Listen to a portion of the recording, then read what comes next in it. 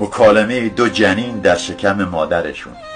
اولی به دومی میگه تو به زندگی بعد زایمان اعتقاد داری؟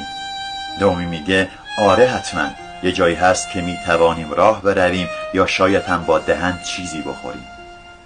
اولی میگه امکان نداره، ما با جفت تغذیه میشیم، تنابشم آنقدر کوتاهه که به بیرون نمیرسه.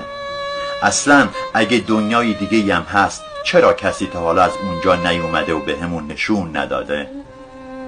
دومی میگه شاید مادرمونو ببینیم. اولی میگه مگه تو به مامان اعتقاد داری؟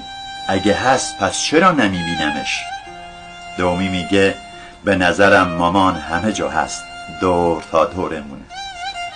اولی میگه من مامانو نمیبینم پس وجود نداره.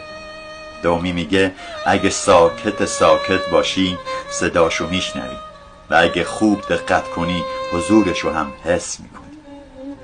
این مکالمه چقدر آشناست. تا حالا بودن خدا را اینجوری به همین سادگی حس نکرده.